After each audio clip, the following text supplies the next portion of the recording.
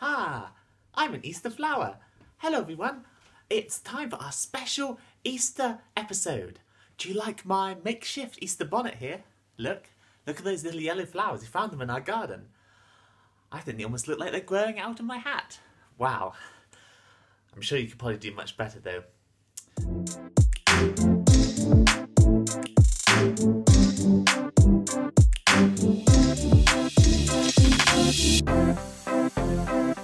But, you know, all this Easter stuff, what's it really about? Who should I ask? What do you think? Who should I ask? I know, the Easter Bunny. So, Easter Bunny, it's time for Easter Day soon, isn't it? Sure is. So, what's Easter all about? How did the first Easter happen? Did you do it, Easter Bunny? Nope, not me. I wasn't there the first ever Easter. It was nearly 2,000 years ago. Can't you see I'm not that old? Oh, sorry, Bunnykins. Didn't want to offend you there. Suppose you didn't really look 2,000 years old, really. So if it's not the Easter Bunny, then who would know about the first ever Easter? So let's think now. Come on, flowers, help me think. So we have Easter eggs. Eggs at Easter? So maybe the chickens could help. Chicken! Hey there. I've just crossed the road to come and meet you. I thought you might cross the road. So we're wondering about the first Easter. Is it all about eggs? Well, not eggs exactly, but something else is empty. What a riddle. You know, my brain is scrambled. So what happened on the first Easter?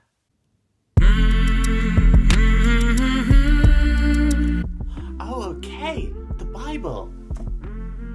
Ah, makes sense.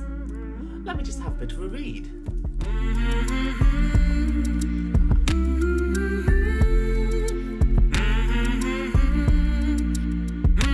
Ah, I see. Well, let's start with the beginning with this Easter story.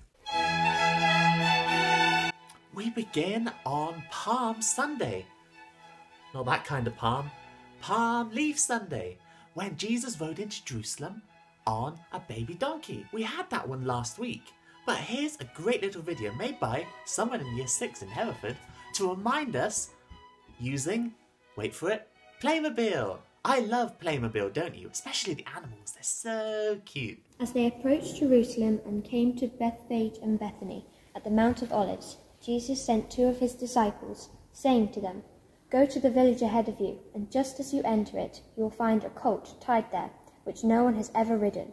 Untie it and bring it here. If anyone asks you, 'Why are you doing this?' say, 'The Lord needs it, and will send it back here shortly.'" They went and found a colt outside the street, tied at a doorway. As they untied it, some people standing there asked, "What are you doing untying that colt?" They answered as Jesus had told them to, and the people let them go. When they brought the colt to Jesus and threw their cloaks over it, he sat on it. Many people spread their cloaks on the road, while others spread branches they had cut in the fields. Those who went ahead and those who followed shouted, "Hosanna! Blessed is he who comes in the name of the Lord. Blessed is the coming kingdom of our father David. Hosanna in the highest heaven." Jesus entered Jerusalem and went into the temple courts. He looked around at everything, but since it was already late, he went out to Bethany with the 12. So, okay, Jesus has rode into Jerusalem. What next? Well, the next 3 parts are massively important for Christians all over the world. How do we explain things that are really important to us? One way is to use art. Art makes us feel things different to if we just saw a normal photo. So I'm going to share some of my favourite art made throughout history on each day.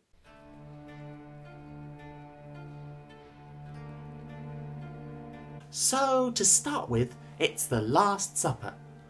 This was the last meal Jesus ate in his life, so he wanted it to be very special.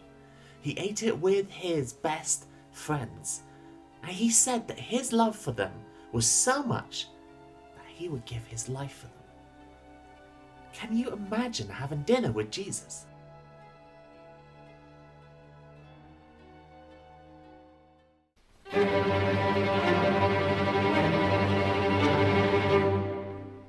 Then something terrible happened. Everyone started being really nasty to Jesus even though he did nothing wrong. It's not fair.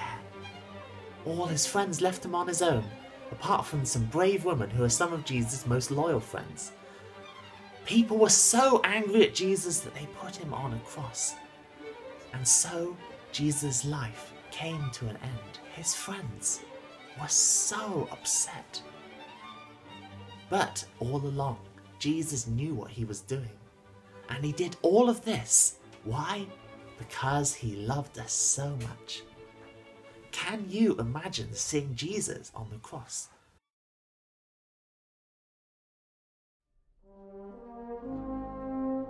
Jesus was put in a stone tomb in a garden. People thought he was gone forever. But then one of his friends named Mary, who visited Jesus' tomb on Sunday, saw Jesus wasn't in there.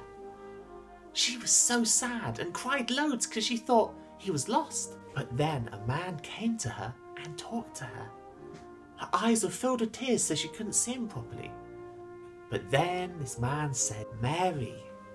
And she knew by how loving the voice was, this was her best friend Jesus. And she was so happy. How can this be? Well, it's because Jesus came back to life again. Can you imagine how happy Mary must have been? This was the first Easter day when Jesus came back to life. And Christians around the whole world celebrate it because, like Mary, they are so happy that their friend Jesus has come back to life.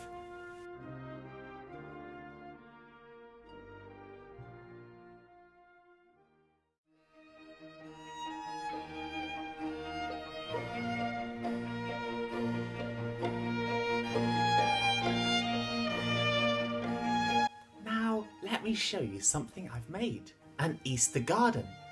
Some of you may have made these before. We make these because Jesus was put in a tomb in a garden and then raised to life in the garden. Well, each part of my run here means something different to me.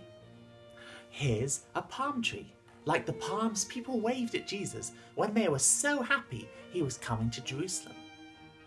Here's the cross, which is now empty because Jesus is alive. Here's the empty tomb.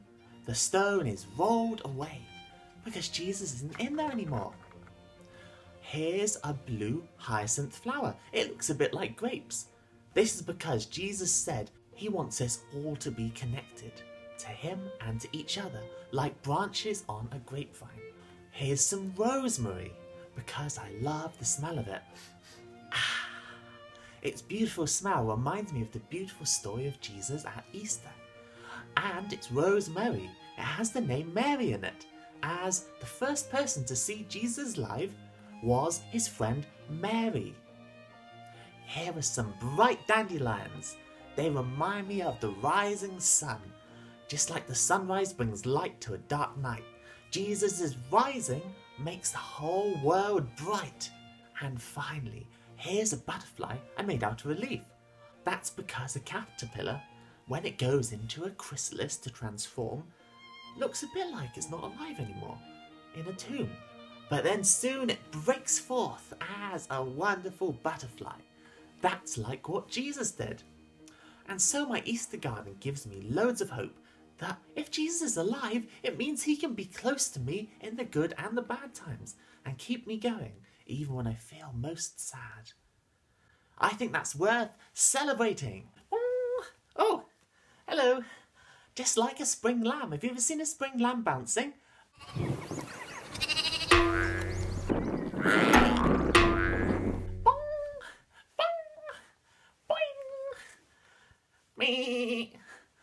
That's what Easter's meant to be like. We're meant to be like spring lambs, bouncing around with joy, because we celebrate that Jesus is alive. Just like spring is new life, Jesus brings new life to everything. So, yeah, happy Easter, little lamb. Happy Easter, everyone. Now, do you want a bit of lush grass for your lunch? Yes, please. Oh, you can speak. Okay, well, see you soon. Just need to feed him some lush grass. Bye.